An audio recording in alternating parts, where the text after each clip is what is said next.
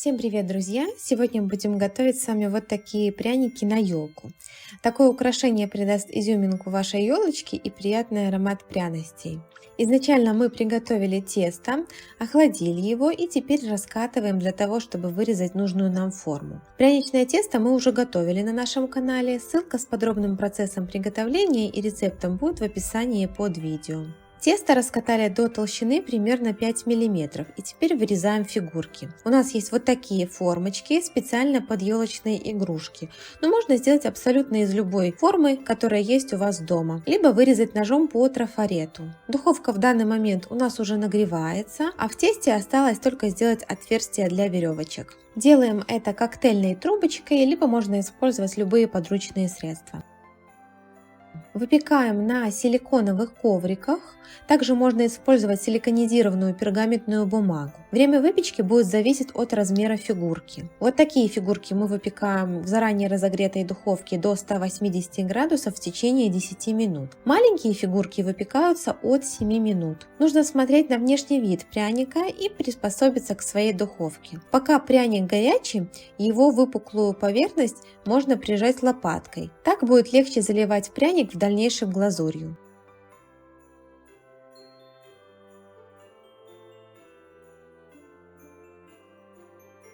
Сейчас будем готовить глазурь. Нам понадобится 60 грамм яичного белка, 330 грамм просеянной сахарной пудры и 0,5 чайной ложки лимонного сока. А также можно использовать лимонную кислоту, предварительно разведенную водой. Перед тем, как набивать яйца и отделять белок от желтка, обязательно нужно обработать яйца, хорошо вымыв их с мылом. В емкость для миксера отмерили просеянную сахарную пудру, а сейчас вносим белки и лимонный сок. Начинаем перемешивать. Сразу не включайте высокую скорость миксера, так как пудра просто начнет разлетаться по вашей кухне. Важным правилом для взбивания белка является чистая емкость, в которой вы будете его взбивать. Очень хорошо вымойте венчики и емкость, чтобы поверхность была не жирной, иначе белки просто не взобьются. Увеличиваем скорость и взбиваем до тех пор, пока масса не станет белоснежной. На нашем миксере для этого понадобилось 10 минут. Время взбивания будет зависеть от объема продуктов. Взбиваем вот до такого состояния. На нашем канале уже есть подробное видео приготовления глазури, ссылка будет в описании под видео. В самом конце взбивания добавляем еще EL Gloss. Это добавка, которая дает дополнительную пластичность айсингу. Поверхность пряника получается более глянцевой и гладкой. Сейчас мы уже ничего не взбиваем, а просто перемешиваем с EL Gloss.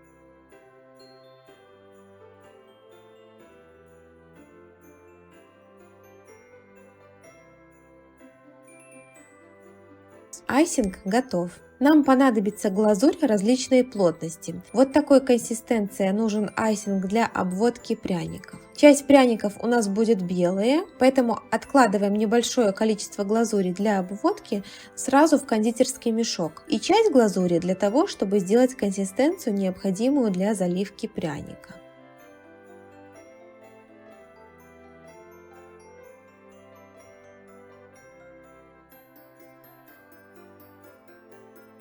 Разводим обычной водой. Добавляем ложечку воды и аккуратно перемешиваем, наблюдая за текучестью.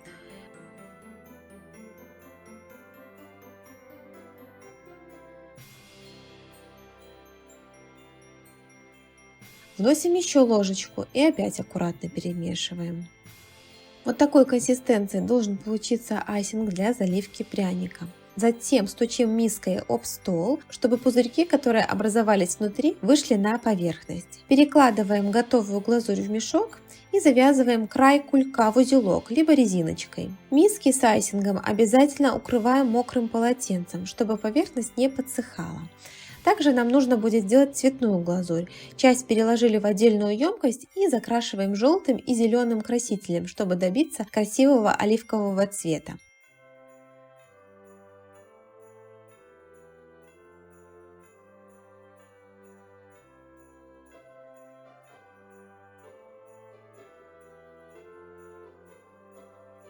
Как только добились нужного нам цвета, можно дать немного постоять на столе, чтобы краситель хорошо растворился. Но обязательно укрывайте миски мокрым полотенцем, чтобы не заветрилось. Часть закрашенной глазури для контура перекладываем в кондитерский мешок, а остальную часть нужно также развести водой.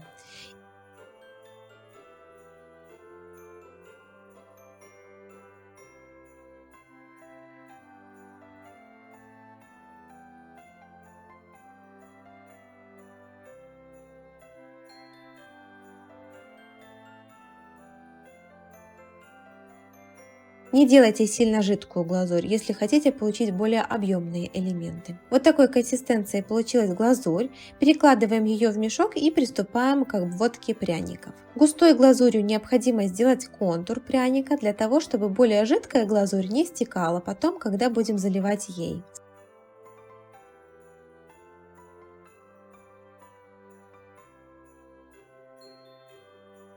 Сразу сделаем контур у всех пряников. Те части, которые будут белого цвета, на прянике не трогаем.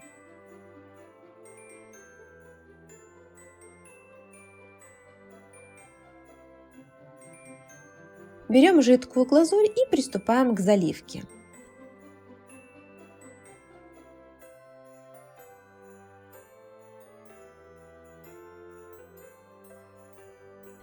Сейчас отправляем пряники в сушилку, чтобы та глазурь, которую мы залили, подсохла. Мы сушим в сушилке для овощей. Также можно использовать духовой шкаф на режиме конвекции на температуре не выше 50 градусов. Еще можно оставить пряник просто на столе, но время для подсыхания увеличится. На данном этапе не нужно, чтобы пряник хорошо высыхал. Нужно лишь, чтобы образовалась небольшая корочка. Пока часть пряников сохнет, приступаем к другим.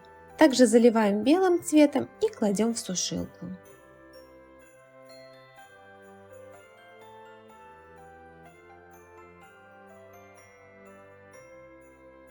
Аккуратно достаем пряники, которые уже подсохли, и приступаем к заполнению других элементов. Если бы мы это сделали сразу, то объем не получился бы, а вся глазурь слилась воедино. Если появляются пузырьки и неровности, убираем их вот такой иглой или простой зубочисткой. Опять кладем для подсыхания в сушилку. Теперь нужно, чтобы пряники подсохли получше, так как мы уже будем приступать к декорированию. Для декора нужно, чтобы глазурь, которой мы будем сейчас работать, была гуще той, что была на обводку.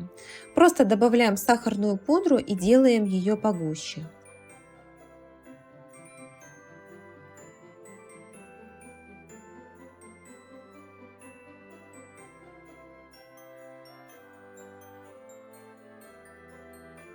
Сейчас мы будем рисовать снежинку.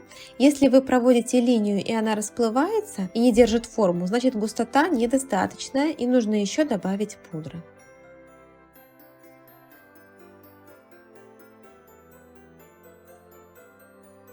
Нарисовали снежинку, а сверху для блеска посыпаем сахаром, смешанным с перламутровым кондурином.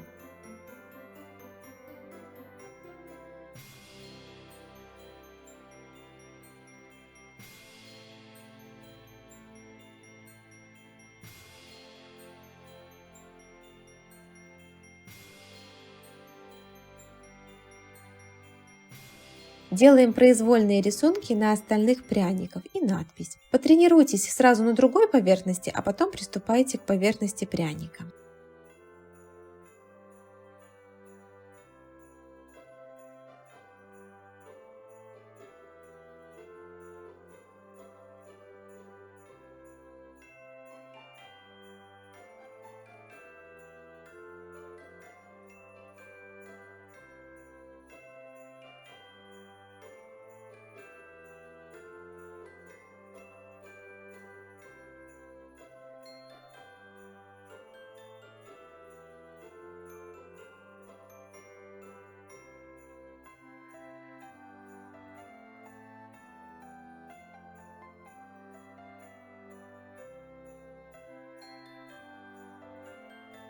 Когда глазурь хорошо высохнет, можно покрыть элементы кондурином, разведенным в спирте. Также можно развести и водки, но в спирте получается лучше блеск.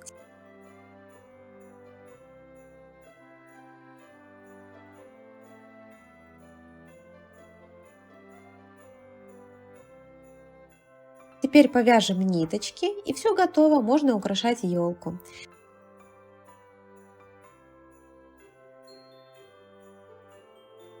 Вот такие елочные игрушки получились у нас. Обязательно сделайте свои елочные игрушки и наслаждайтесь творческим процессом. Сейчас перед вами варианты идей елочных игрушек, которые можно сделать. А очень скоро мы покажем вам процесс приготовления новогодних пряничных открыток, перенос изображения на пряник, печать на пищевом принтере, пряничный домик и многое другое. Не забывайте ставить лайки за наши старания, подписывайтесь на наш канал. С вами были сестры, до новых встреч в следующих роликах. Пока-пока!